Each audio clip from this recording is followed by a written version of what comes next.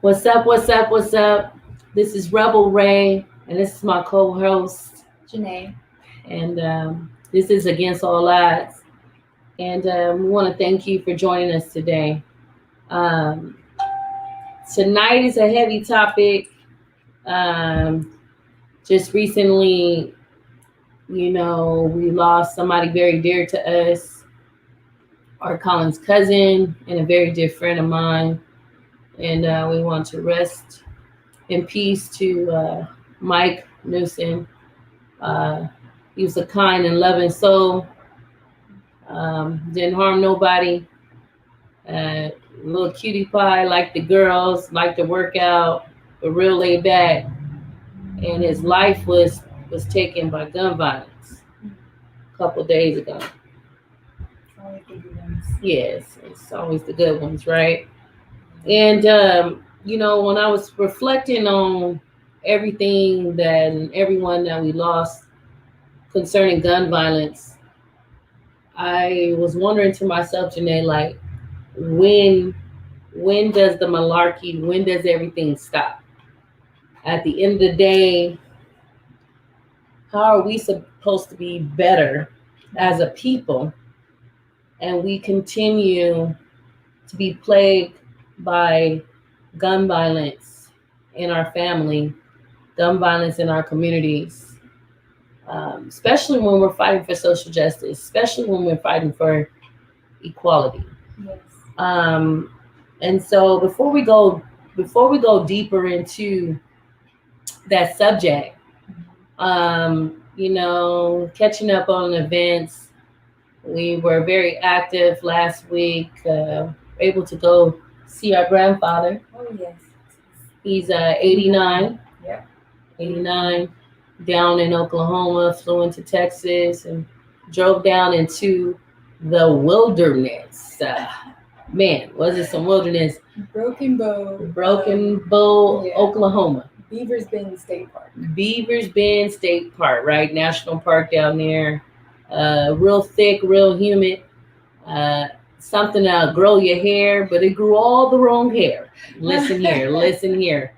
I swear I must have popped out a beard on my chin so fast. I said, Ooh. "My God, where's the lady to go get waxed?" Oh, man. It was crazy, right? It was so humid, and I had never felt that type of heat. And I said, when I got back to California, that I would never. I said I would never talk about this heat again. That heat is real down Oh, south, yeah. and you're from down south. Oh yeah. It's it's hot and humid down there, and it's you just feel muggy and it's all sticky. You just like no, but out here it's more of like a dry heat, so Yeah. it's bearable. It's That's bearable, right? When it get to burning and the sun get to beaming off your forehead, we got that Thompson forehead, Oh yeah. Gotta cover it up with the hat too. There you go. You looking cute, girl. Your hair look cute. Oh, thank you. I'm trying. You do the whole little tomboy swag and the little 90s swag real cute. I try. I look like somebody's grandmama trying to pull it off. No, we don't. No, we don't. Nah, nah. Um, yeah. It was cool. So it was a cool laid back 4 days. We got to spend with our family. It was about 60, 65 family members that came out from our immediate family.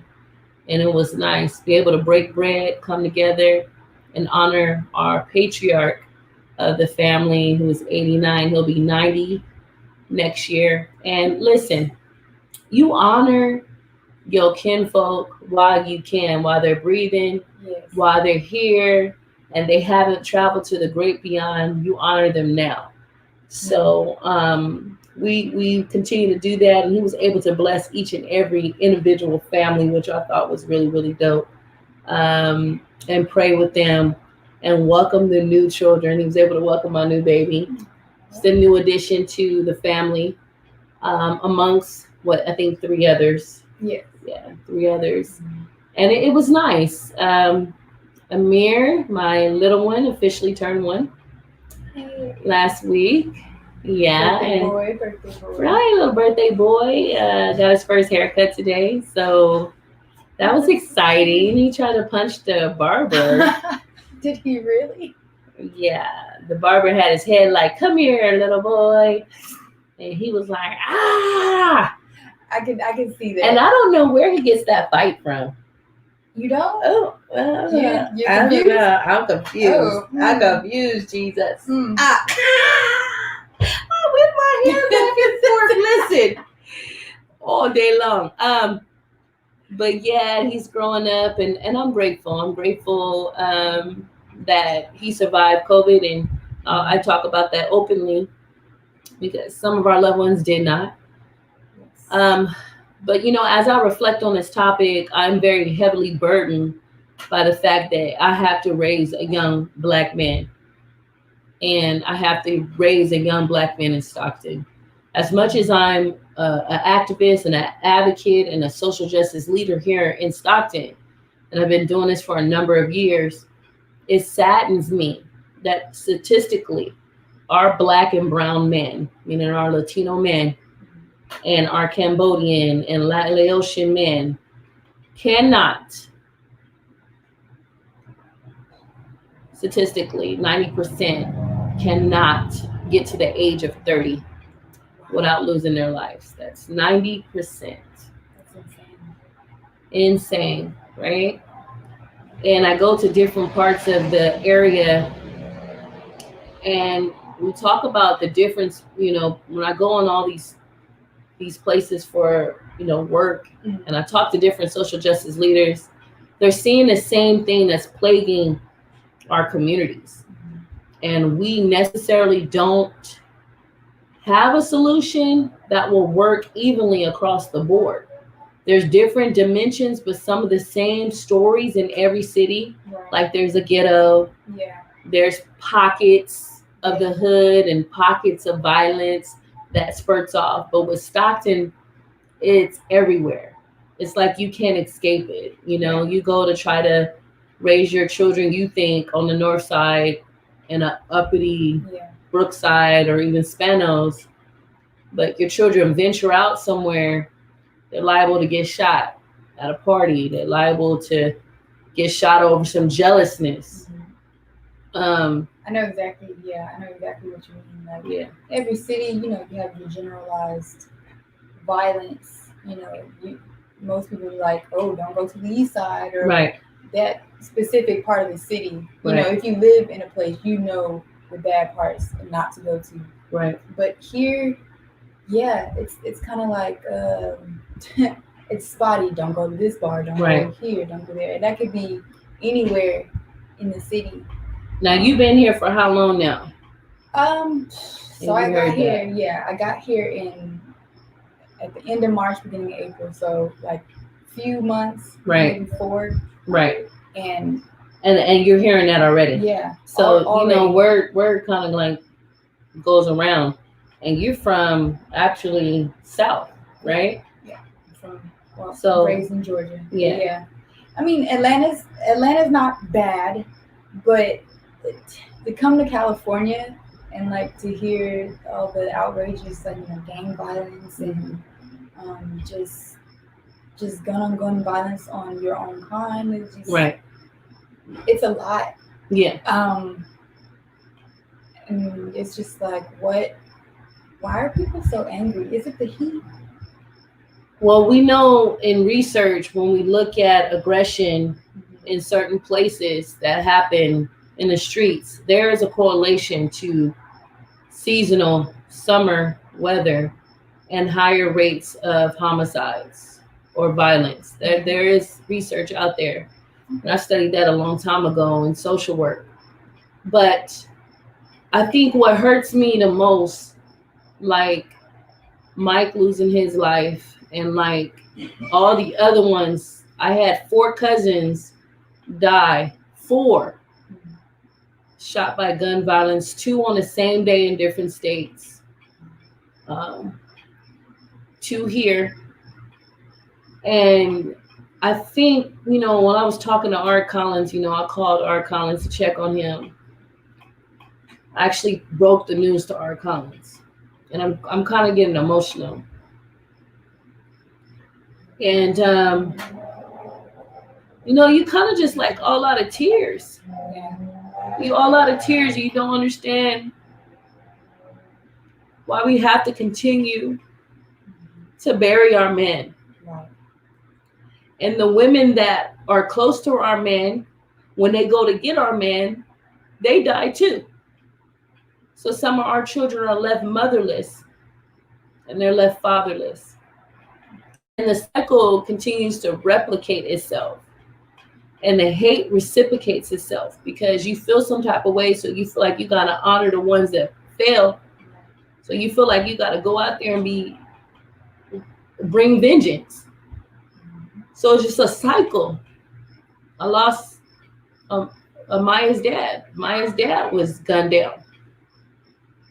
So when I tell you, like, it hits so close to home, breaking bread with these individuals, hugging these individuals. You're never able to do that anymore, not in this lifetime. And I always think, like, when a person go to kill and take another life, Right. does that go in your mind that you're about to take this person's life? I think so. There's certain people, that may have been doing it for a while and just kind of doesn't phase them. But I also know there are people that probably can't sleep at night but will continue to do the same thing. Like they just completely ignore their conscience, like telling them not to do what they're doing. But see, when you take a soul, a little bit of yours transcends away from you. Oh yeah. Your life cycle, and that karma got to come back. Yeah. That karma it's real talk. When you take something, and how do you? I don't know if you can justify murder. I always thought myself, me in the hot ticket, me in the hot seat, and I'm a Second Amendment believer, but I'm legal. I teach myself. I go to the range. I know how to handle my firearm. And I respect the firearm. Right. We just saw another rapper, Indian, what was his name? Some of y'all, if y'all know his name, on the chat. His boy supposedly was supposed to disrespect Nipsey Hussle's mural. And I guess they are Pyrus down in LA. And they vandalized Nipsey Hussle's mural, the famous mural down in Slauson. And they vandalized and wrote all type of tagging signs and in red all over his face of his mural. And it was one name in particular, I guess, was of a street name of a rapper that put his name on the mural. But he didn't come outside. His boy, I want to say Indian Red, look him up for me, cousin. Indian Red something, rapper. I don't know the little kid. He's 16, you feel me? Out here banging, throwing up all these gang signs or whatever, all in his music videos. And, we got internet gangsters. Let's just talk about it, right? And they have guns. And they don't have an understanding of what it means really to take someone's life. Like, I remember seeing the movie Juice and how different characters over there, when they took a life, what it actually did to them in transition. But we're not seeing that empathy. We're not seeing the remorse in some of these young people's faces, in their eyes. It's just blank when they take a life. It's like they killing on a video game. Yeah. And I think the moral decay. Yeah. The moral decay of our society and civilization as a whole, we've gone somewhere that we're in a dark place, y'all. We're in a dark place. So dark. And the boy got shot live on Instagram, y'all. On Instagram, people saw his body break down. And I always try to be trauma informed. Oh, the rapper's name is Indian Red Boy. Yeah, Indian Red Boy. Okay? Indian Red Boy. And look up the dude's name that actually put it on, defaced the mural for Nipsey.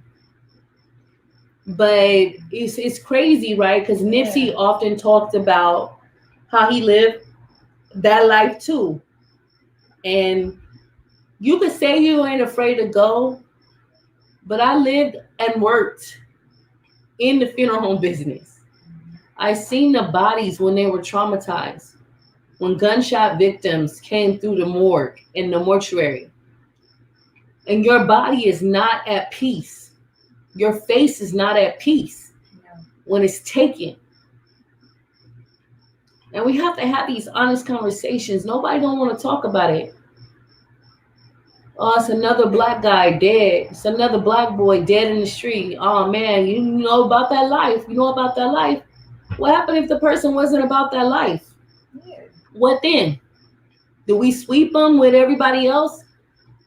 Not even just with everybody else. Death is not a good thing for no one.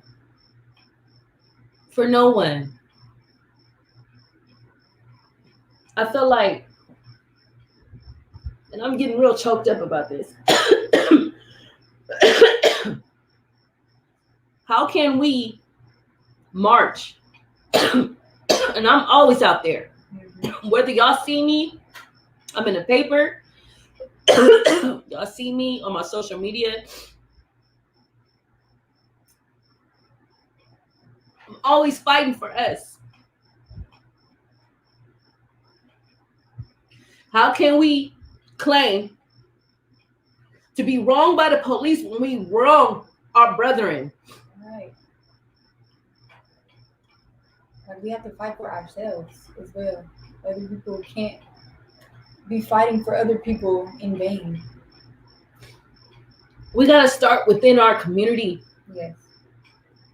We got to heal ourselves. It has to stop. Enough is enough.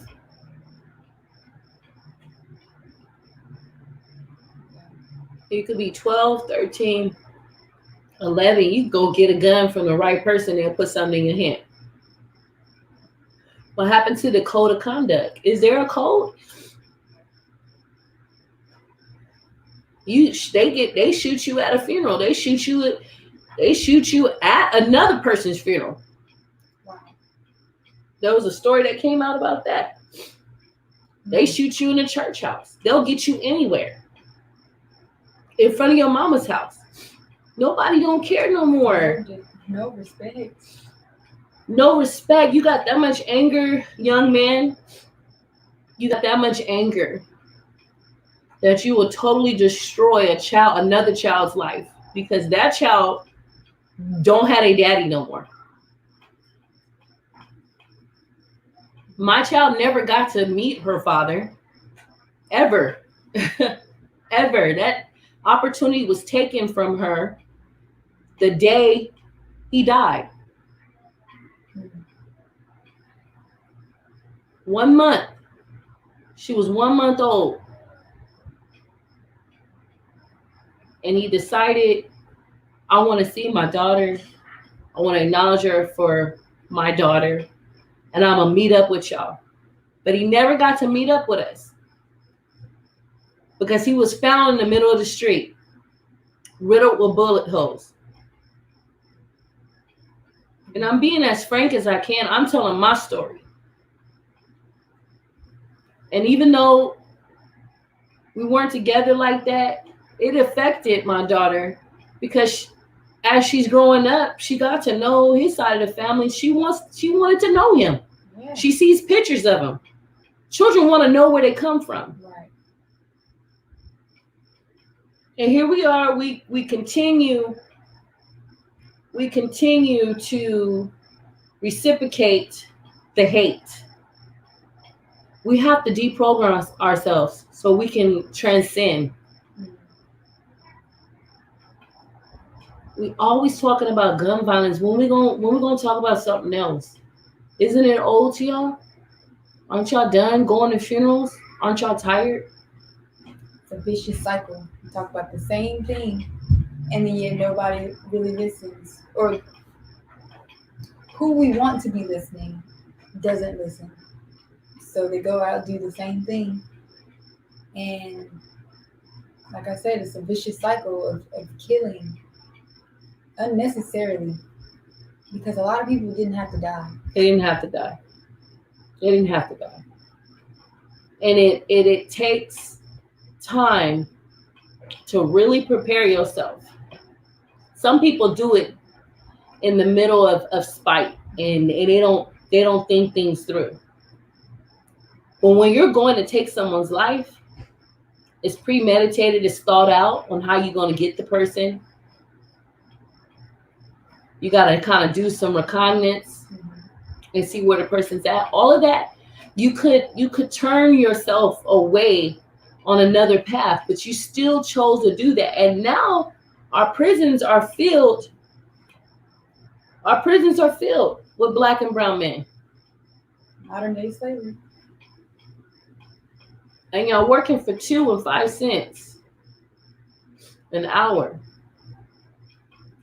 All your money on your books. You calling your family members for support. But then it's like, I hear too, Janae, I hear individuals like, well, you know, I'm out there and I might not even be doing anything, but I got to know what's going on. And I feel for our Black and brown brothers too, and anybody that's out on those streets, right? It's like, if you grew up lower socioeconomically poor or in poorer areas where violence is more, right? There's a certain way that you got to carry yourself too, as a young Black brother, as a young brown brother. Exactly. And you either got to play sports to stay off the streets, that I heard. Yeah. Be in some type of after-school mentor program that you know is going to keep you safe. But even that, it's always some hater. Yeah. Want to come out and you know what I've noticed, and you're from a generation about 7 years younger than me, right? Yeah. About 7 years younger than me. So, can you like tell me like what are the young men talking about in your generation as far as like the streets, and do they still like glamorize the streets and glamorize having guns and gang violence? Well, the crowd I really hang around doesn't really, you know, weren't really grown. They didn't really grow up like that.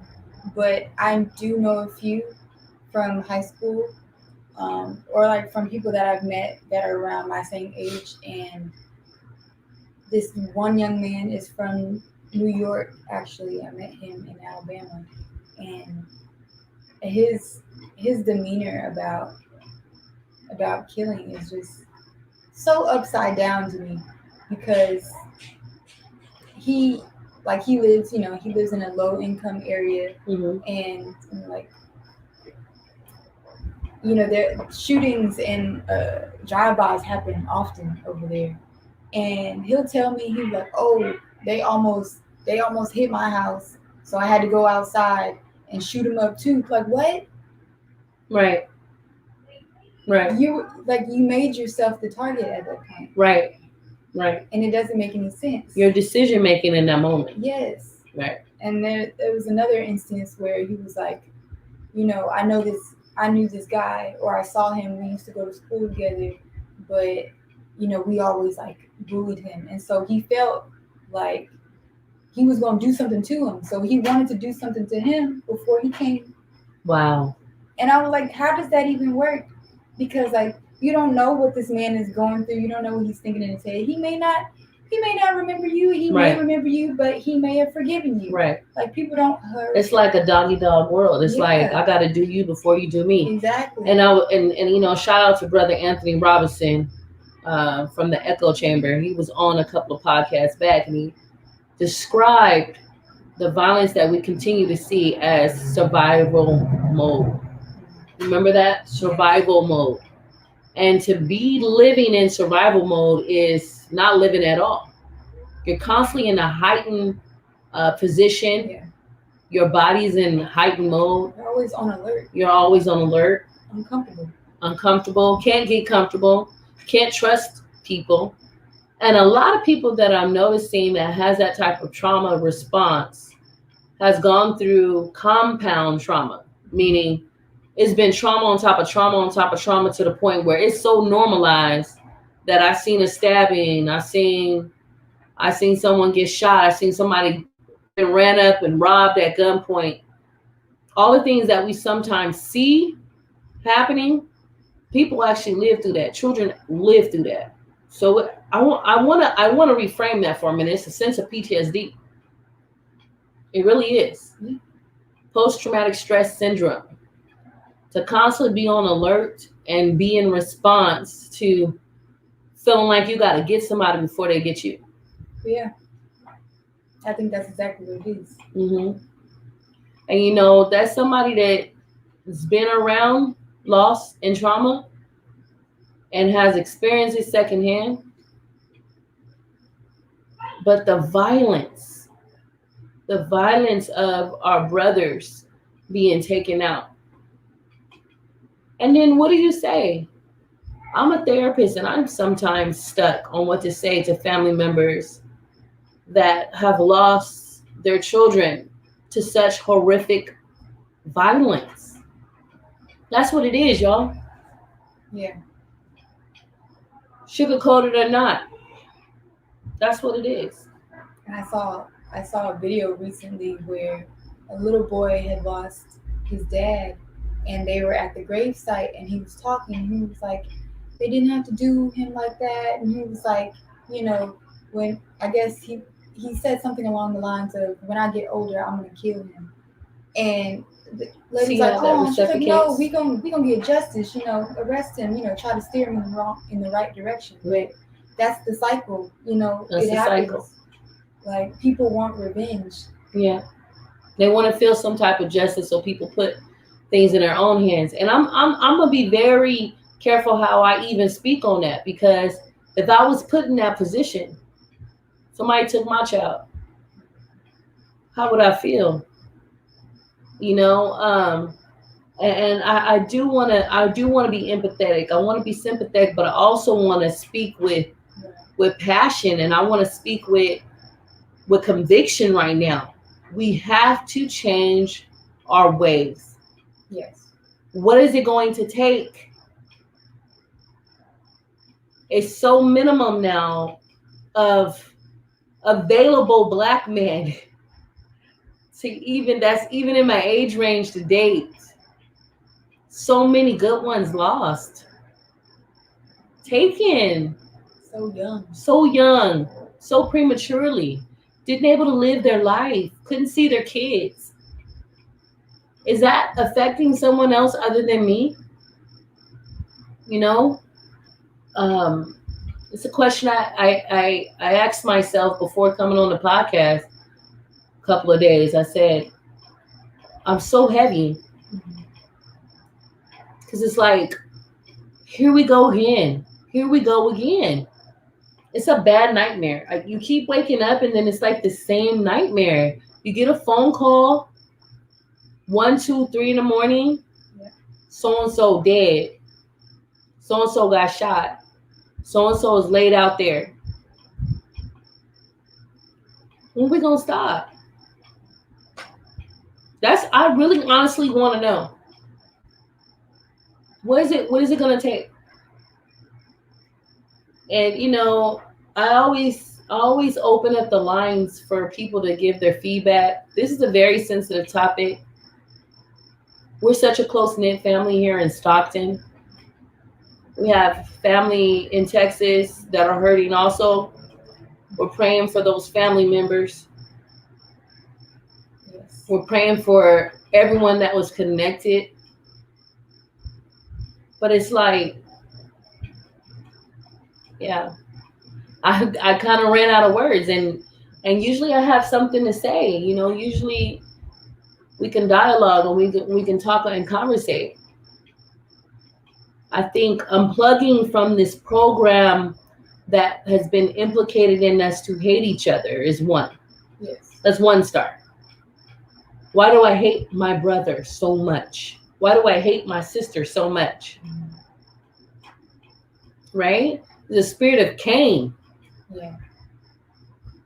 that is over each and every one that we continue to see that's gone in this way.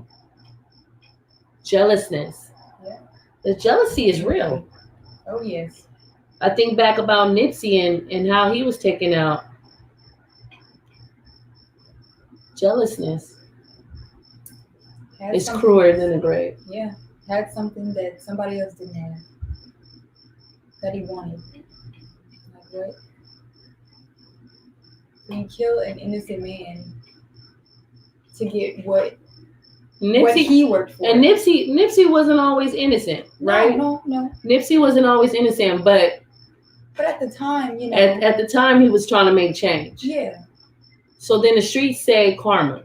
Mhm. Karma's coming to get me. What goes around must come around. What is above is also beneath. The world turns in 360 degrees. I get that. But my God, the violence and the blatant disregard. I don't care if kids are around. I don't care if your mama's around. She can get it too. The disrespect. Shooting up the house of God, trying to get at your enemy. Right. I don't know what to say with that. Now, is it that prevalent? You know, you growing up in Atlanta, hearing the news stories and stuff. Is it that prevalent down in Atlanta? I know they got Decatur. What's some of the hoods down there? Is Decatur? Yeah, you got Decatur. You have let's say Bankhead. Bankhead. What's the ones? They call it the field. The field mob is from. They call it the field over there. I know what you're talking about too. It escapes my mind, but Yeah. But yeah, I know what you're talking about. Yeah. And then where's that? Where's Cascade at? Cascade is in. Where's Cascade at? You need to look that I up. know. I was like, wait a minute. My mama's folks is from Atlanta, so I did a lot of riding around with my cousins or whatnot. I apologize, y'all, who are also from Atlanta. I'm like, you know this? You should know. You grew up there. But you know, you grew up in church and you know, your mom and daddy didn't let you play like that out in the streets. I didn't. Went a lot of birthday parties at Cascade. I went to one birthday party at Cascade. And that was fun. But you know, Yeah. so I don't know how to skate. You don't know how to skate. We're not gonna touch on Listen, that. we're not about to touch on that tonight. What? My cousin don't know how to skate. Cousin, get it together. Listen, we some skaters in the family. Long legs don't care. And We I still would glide love- and would glide and to glide. acquire that skill. Like I'm gonna take you out. Don't worry about it. They look so smooth with it. Yeah, you gotta be smooth with it. It's about bouncing and having that control. You know, it's all in the hips. You gotta have some good knees. Yes. You got the Meg Thee Stallion knees? I try. Don't ask Give me. me about 10 minutes and I'm like, oh, okay, now I need to get back up. You know, Listen. Years of basketball. Okay? Mm-hmm. We'll take you out, I guess, huh? Yeah. Yeah, If I had Meg Thee Stallion knees, I'll probably be just as famous as her. What you think? I believe it. You know what I'm saying? No, I wouldn't. Hey, you never know. I couldn't even do it, please. Please. You just gotta, get the rapping skills together. Chicka. Oh, okay. All right. Nah. I know it's hot in here though. It's hot. It's hot in the studio. But we're coming to you live, and I just had to vent for a minute. I guess my soapbox, because I'm tired, y'all. Having to deal with another one. And there's two conspiracies that's going on right now in the local news. 2 black men have been found hanging from a tree. Sheriff's Department, local police was quick to cry. Local police department was quick to cry suicide. Yeah. But the Black community is a little perturbed by that, especially hanging from an orchard tree. A tree. Yeah, it was a tree, orchard tree, found earlier this week. I don't know how much we believe that or not. Oh, 0%. Mhm. Because why would you go through so much trouble to climb a tree? Because I'm assuming he climbed the tree because there's no ladders or anything. Like, Yeah, there was nothing underneath him. right. So climb the tree, like make a noose, and then try to hang yourself. It's a lot of work to try to commit suicide that way. So it just doesn't make any sense. Mental health is real. The math is and not mathing. mental health is real. So I don't know what to say about that. I'm trying to be very careful with my words. Yes.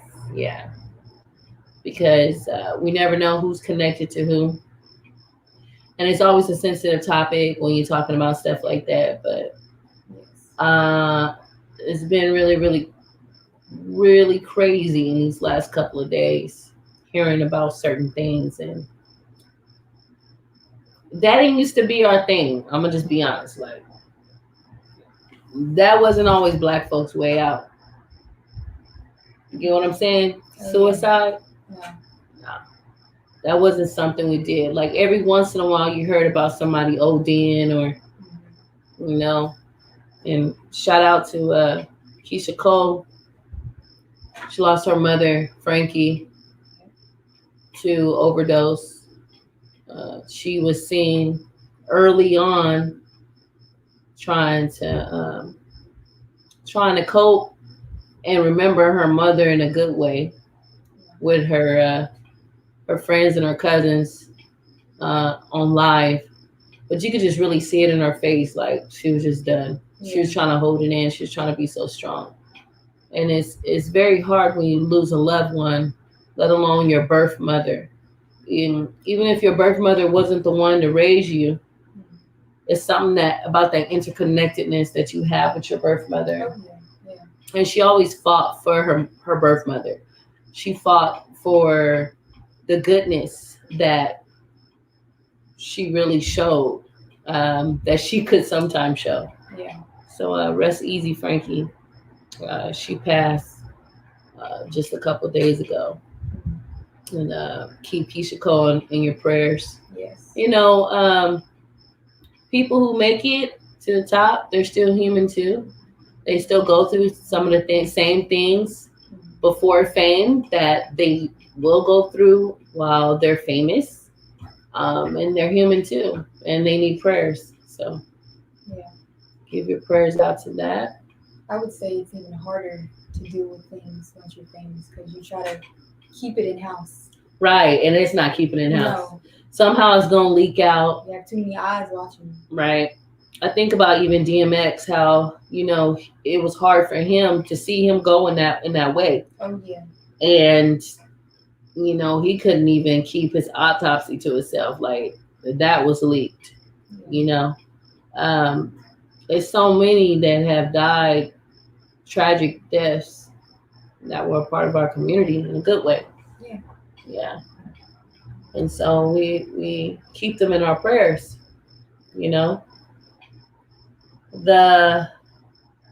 Pay attention to the laws, you guys. We have local and state voter campaigns coming up here soon. Some new openings for March that you need to be on the lookout for.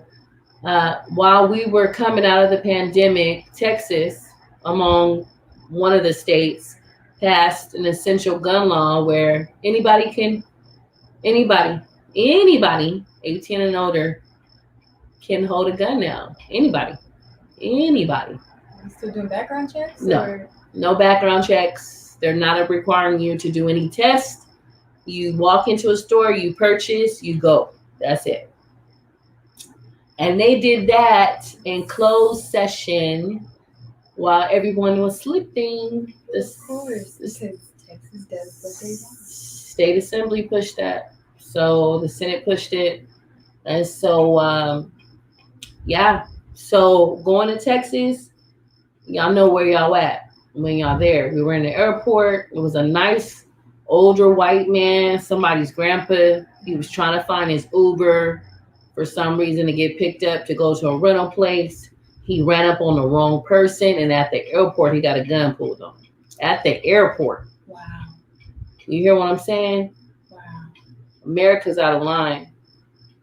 We out of line, and we have to have a regard for life. We have to have a regard for how we conduct ourselves as humans. As humans.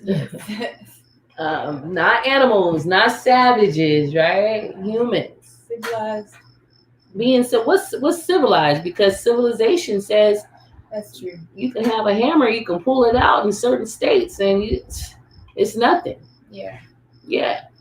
So I mean that's real for some people. And y'all coming back from California.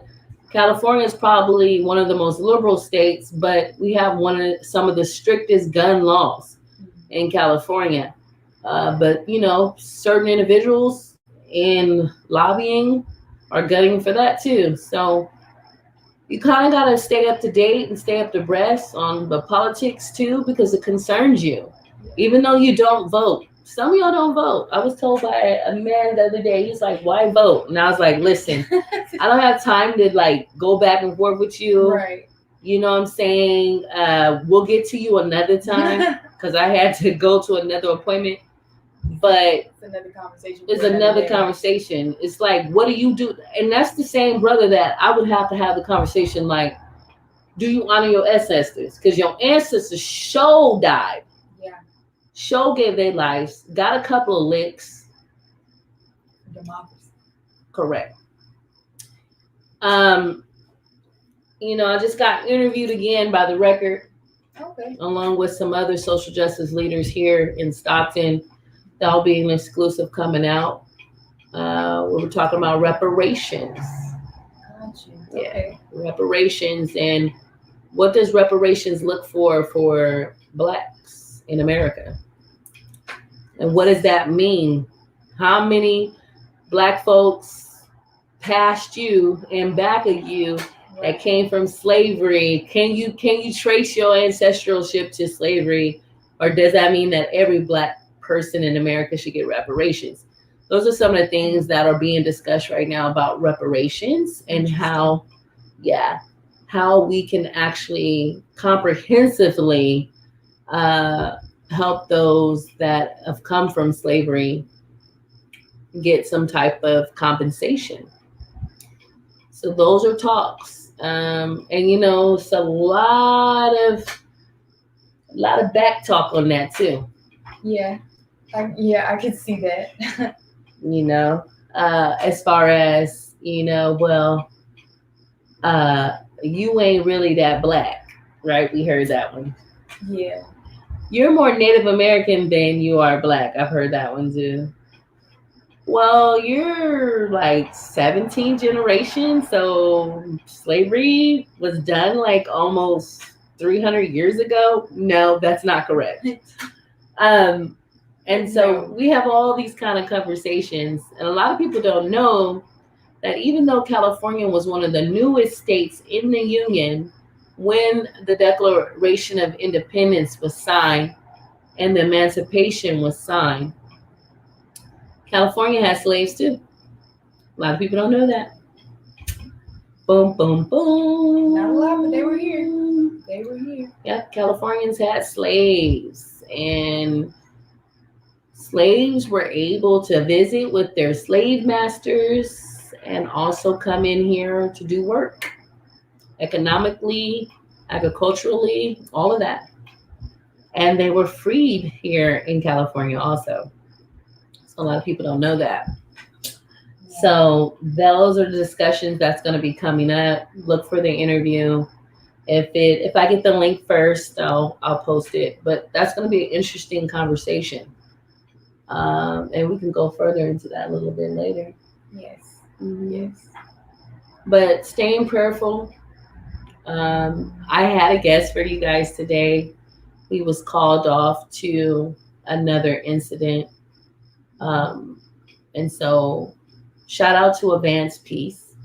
Advanced Peace has been working with our young people who are in the life, our young people who are down for the cause, not always the best cause, but something that they really believe in. Right. So it takes individuals who actually know that lifestyle, that are no longer in that lifestyle, to try to help our young people come out of that lifestyle and intercept when violence erupts in our city. And it's a hard job to do. And a lot of times they're called to the very scene of a homicide. Yeah. And they have to intervene. And so I want to shout out to Advanced Peace. They're doing a wonderful work here in the city of Stockton. They also have a local chapter in Oakland, Richmond area. And so shout out to some of the ones that I know that used to be about that life, but turned it around. And now they are helping and assisting other young people. That's awesome. Yeah. With not negating their responsibility and talking about fundamentally what it means to have a brotherhood, right? A real one, that you don't go around killing your other brother, right? Yeah. And it's going to take that type of intervention. It's going to take that type of courageous conversation and talking to these young people and getting on their level, seeing what they're needing. There is a lack sometimes of what people go through, what they're at home dealing with, and sometimes they look to that gang life to help them through it. They look to the group that's on the street rather than be at home because home is broken. And I know we kind of hear that like a broken record, but that's what it is sometimes. So we need individuals who understand that life. I may not be the even though I'm a cool therapist, right? I have somewhat of an understanding. I've never been about that life, and I don't plan on being about that life. I don't want to be about that life. Thank you, Jesus. Right. But we have brave souls on Advanced Peace. Shout out to Brother B. Shout out to Brother Nuri Muhammad, Pip Strickland. I'm trying to think. I'm not trying to get in trouble with all the names I'm showing. Kenny Guyton. Shout out to some of the ones from Stockton that turned their lives around and now are saving some of our younger brothers and our younger sisters who are wrapped up and tied up into that stuff. And guess what? They're doing it in a way where they don't have to necessarily turn these kids over to authorities. They're intervening in a way where they can get to them before they go to prison or before they pull a trigger and they take someone's life. So pray for them. There are real angels out there. And I don't care. A lot of them got history. They used to be monsters or whatever y'all want to call them. Everybody got a past, right? But it's what you're doing right now with your present future that's going to help society. It's going to help your city. And we're hurting in Stockton, y'all. We need every type of bit of help that we can. And this is a love and a shout out to those mothers who now have angel babies who have been taken by gun violence. I stand with you. I see you, my sisters. I see you, my queens. We continue to love and pray on you, pray for you, and uplift you. And shout out to the daddies that were there, that their sons were taken from them, their daughters were taken from them. We see you, our brother. We see you, our kings. We support you. Grief and loss is nothing to joke with. And if you don't know what to say, sometimes just going to sit with a person after a loss, just sitting with them. Yes. Not talking about the latest gossip, not talking about everything else. Sit with them, bring them some food. That's how we heal, y'all. Sometimes they just need company. They just need that company. They don't want to be forgotten in their loss. They don't want to be forgotten in their hurt and their pain. Y'all, we have to practice empathy, because if we don't practice empathy, we'll lose it, y'all. We have to care for our neighbors. We have to care for our brethren and our sister. And so I want to thank you for tuning in. And shout out to Sean Breckenridge for watching. Art Collins, he is on tour, and he had a show tonight. And I want to thank my cousin Janae for sitting with me, because it is a heavy topic. And even though I might be well versed in a lot of topics and knowledgeable, it's hard to talk about this stuff, y'all. But it has to be talked about. It has to be acknowledged. We can't just keep sweeping the broom over it like it didn't happen. It happened. We lost another good one. Yes. Sometimes the heavy subjects have to be talked about in order to start healing, some type of healing to take place. We gotta have a healing. And for those that, and I'm gonna plug myself right now, I do healing work. That's what I do, you know. And it's a gift that God gave me to be able to sit with somebody, talk about some of the discussions that are plaguing our heart. I'm very direct in my approach, but also empathetic. And if we're needing to come together, we need to facilitate discussions, healing circles, even therapy for traumatized victims. Y'all reach out to me at the People's Empowerment Center. You can email me at rthompson at the People's Plural Empowerment CTR.org, or hit the nonprofit line at 209-718-9828. Myself or another clinician of color will help you. And, you know, the clinicians on my staff have all witnessed or have all been a part of some type of loss like that. Mm-hmm. So they really understand. Right. You're not talking to somebody that just sees it on TV, or they're from the outside and it just kind of happens around them, and they don't really know what to say to you in therapy. So how do you feel about that? Right. Yeah. The typical presumptive answer, right? Yeah. Is really getting in the need of things and normalizing why you feel the loss that you feel. So that's important, right? But reach out to the families that have lost somebody this weekend and take some food by, check on them, run an errand for them, pay a bill, because funeral costs are expensive. The average funeral is $10,000. That's a cheap funeral. So they might be on their last dime and don't want to tell nobody. Take some groceries by. Take bottled waters. Take something. Don't go empty-handed. Okay?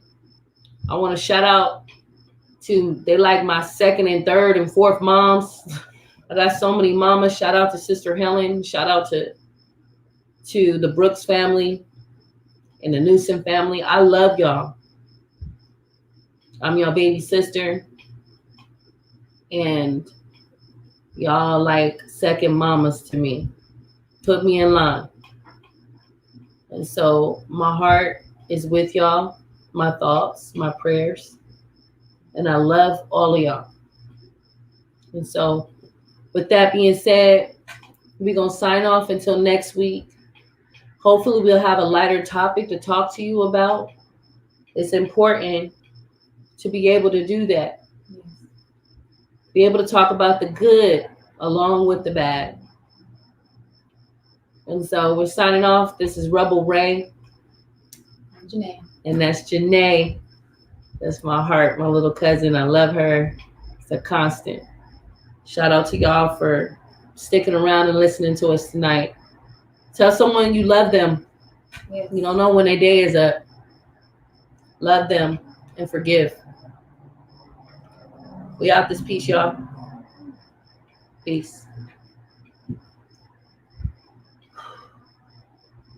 Sign this off, Julie.